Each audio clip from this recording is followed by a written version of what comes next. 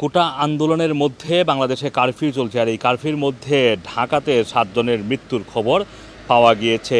আজকে দিনভর এই কারফিউর মধ্যেও কিন্তু ঢাকার ভিতরে বিভিন্ন জায়গায় নানান ধরনের বিক্ষোভ হয়েছে এবং এই বিক্ষোভে অনেক মানুষ অংশ নিয়েছেন। সেখানে আহত হয়েছেন অন্তত 100, মানে কয়েকশো মানুষ আহত হয়েছেন বলে আমরা জানতে পেরেছি।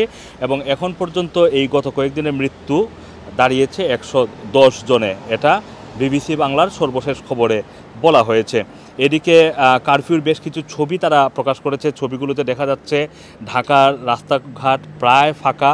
কিছু কিছু এলাকায় বাসিন্দারা হাত তুলে চলাফেরা করছেন, মানে একটু সাবধানতা অবলম্বন করে চলাফেরা করছেন। ঢাকায় রাস্তায় ট্যাঙ্ক দেখা যাচ্ছে এবং কিছু কিছু রাস্তার মধ্যে আমরা দেখতে পাচ্ছি যে এই গত কয়েকদিনের যে ক্ষয়ক্ষতি হয়েছে সেই ক্ষয়ক্ষতির চিত্র।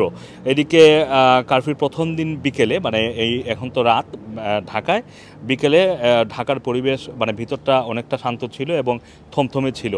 যা গণ্ডগোল হয়েছে সেটা আজকে দিনের বেলা সকাল থেকেই হয়েছে এবং বিবিসি সংবাদদাতারা বিকাল 3:30 থেকে সন্ধ্যা 6টা পর্যন্ত ঢাকা শহরের বিভিন্ন এলাকা ঘুরে দেখেছেন এবং সংবাদদাতারা জানান যে গুলশান, তেজগাঁও, কারণবাজার, মগবাজার, মালিবাগ, খিলগাঁও, কমলাপুর এলাকায় গিয়েছিলেন এবং এসব জায়গায় রাস্তায় কোথাও সেনাবাহিনী অথবা পুলিশের টহল তারা দেখতে পাননি। সায়দাবাদের পাশে মানিকনগর এলাকায় গিয়ে দেখা যায় সেখানে বিক্ষোভকারীদের সাথে পুলিশের সংঘর্ষ চলছে এবং এই সংঘর্ষ সকাল থেকেই চলছিল বলে স্থানীয় বাসিন্দারা বলছিলেন, যারা এখানে উপস্থিত ছিলেন। এবং সাউন্ড গ্রেনেডের বিকট শব্দে এলাকা প্রকম্পিত হচ্ছিল। স্থানীয় বাসিন্দারা জানিয়েছেন যে এই সংঘাতটি শুধুমাত্র যে যাত্রাবাড়ি এলাকায় সেখানে নয়, মানিকনগর, রায়েরবাগ এলাকায়ও এই ধরনের সংঘাতগুলো চলছিল।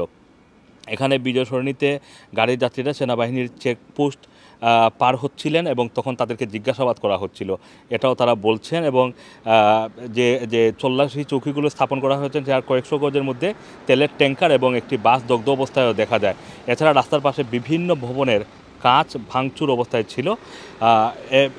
এই হচ্ছে ঢাকার অবস্থা। ঢাকার বাইরেও বেশ কিছু জায়গায় সহিংসতা হয়েছে, যেমন সাভারে সহিংসতা হয়েছে। যাত্রাবাড়ি এলাকায় আমরা আগেই বলছিলাম যে 4 জন মারা গিয়েছেন। নারায়ণগঞ্জে আজকে সহিংসতা ঘটনা ঘটেছে। ঢাকার বাইরে যে সব জেলার মধ্যে কিন্তু সেনা মোতায়েন করা হয়নি, তবে কারফিউ জারি ছিল। এই কারণে মানুষজন অনেকটা শঙ্কায় ছিলেন, আশঙ্কিত ছিলেন। তবে এই কারফিউ আগামীকাল সকাল 10টা পর্যন্ত, মানে বাংলাদেশ সময় সকাল 10টা পর্যন্ত বর্ধিত করা হয়েছে। 10টা পর্যন্ত থাকবে। 10টার পরে কি হবে সেটা আজকে রাতের সিচুয়েশন বা অবস্থার উপরে ডিপেন্ড করে সরকার সিদ্ধান্ত নেবে। Assam Masum, Rana TV, London.